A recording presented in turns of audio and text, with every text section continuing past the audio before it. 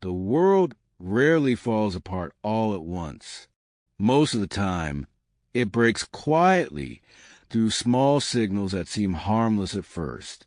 A cracked window, a door left open, a rule ignored once, then twice, then slowly forgotten. Psychologists have long noticed that human behavior is not shaped only by inner morality or personal character, but by the environment's invisible messages. We do not just respond to what is happening. We respond to what is allowed. One of the most powerful ideas in social psychology is what is often called the broken windows effect. The basic insight is simple. When a space shows signs of neglect, people begin to behave as if neglect is normal. Disorder becomes permission, and once permission appears, behavior changes faster than we expect. Imagine two identical streets. Same buildings, same people, same weather. On one street, everything feels intact. The walls are clean. The windows are unbroken. The atmosphere quietly communicates stability. On the other street, there's a shattered window that has not been repaired. Trash collects in the corner. No one seems to care. The difference is not just aesthetic. The difference is psychological. In the first street, people unconsciously feel watched by order. In the second, they feel released by disorder. This is not because humans suddenly become evil. It is because the brain constantly scans the world for cues about what is normal. The environment teaches us what kind of behavior belongs here. A famous experiment once illustrated this effect in a striking way. Researchers placed two identical cars in two different neighborhoods. One was left untouched. The other was subtly damaged, made to look abandoned. What happened was not gradual. It was immediate. The damaged car attracted destruction. People broke parts off. They vandalized it. They treated it as if it no longer mattered. The untouched car remained safe. The conclusion was unsettling. Damage does not only reflect disorder. Damage creates disorder. A single broken window is not just a broken object. It is a signal. It whispers something into the social atmosphere. No one is protecting this place. No one will intervene. The rules are softer here, and human beings, often without realizing it, adjust accordingly.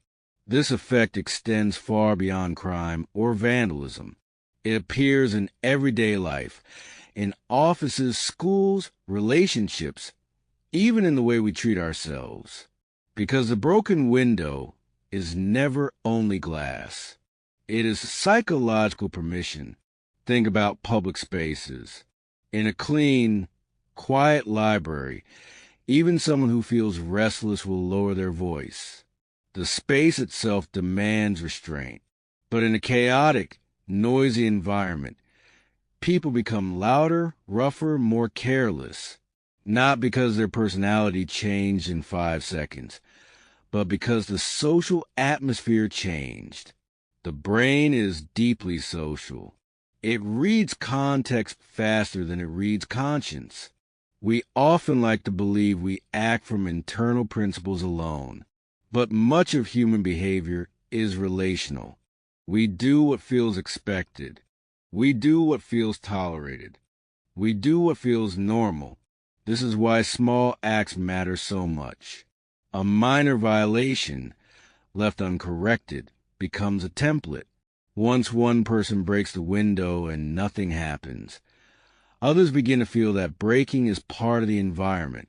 Disorder spreads like a quiet contagion. It is not dramatic. It is gradual normalization. And the most dangerous part is that people stop noticing. The first broken window feels shocking. The 10th feels ordinary. This is how standards collapse. Not through one large decision, but through many small permissions. Psychologists sometimes describe this as erosion of social boundaries. Boundaries are not only rules written on paper. Boundaries are maintained through signals, through consistent repair, through the visible presence of care. When care disappears, behavior becomes looser, and once looseness spreads, restoring order becomes far harder. This is why environments must be maintained early, not later. Repairing the first window is easier than repairing a culture of brokenness. The same principle applies inside organizations. A workplace where deadlines are ignored, where small disrespect is tolerated, where minor dishonesty is brushed aside, becomes vulnerable to larger dysfunction. People take cues from what leadership overlooks. If the first crack is ignored, the system teaches everyone that cracks do not matter, and soon larger fractures appear. This is not because people are inherently corrupt, but because human beings adapt to the psychological climate around them. The broken window becomes a metaphor for moral drift. Small neglect becomes emotional permission, and permission shapes behavior more powerfully than we like to admit. The effect also exists in personal life. Consider how habits form. One skipped responsibility, one small compromise, one moment of saying, "It doesn't matter." At first, it feels insignificant. But the mind is always learning patterns. The brain does not only record what we do, it records what we allow ourselves to do. The first broken window inside the self is often the moment we stop repairing something small. We stop caring for our sleep. We stop respecting our own boundaries. We stop maintaining the standards that once protected us. And gradually, disorder spreads inward. This is why recovery is often not about one grand transformation. It is about repairing small windows again. Small acts of order restore psychological structure. Cleaning one corner of a room, answering one message honestly, fixing one neglected responsibility. These are not trivial. They are signals to the brain. Care exists here. Protection exists here. Standards still matter. The broken windows theory reminds us that humans are deeply responsive creatures. We are shaped by cues. We are guided by atmosphere. We are influenced by what surrounds us far more than we consciously realize. And this is not weakness. It is social intelligence. Our ancestors survived by reading environments quickly. The modern world still triggers the same mechanisms. We look for signs. Is this place safe? Is this space watched? Are the rules alive? Or are they fading? And we adjust. This is why prevention often begins with attention. The earlier we repair, the less collapse occurs. The first broken window is always the most important, because the first crack is where the future begins. When you repair early, you prevent normalization. When you intervene early, you protect standards. When you care early, you stop disorder from becoming culture. Broken windows are never only physical. They are psychological signals.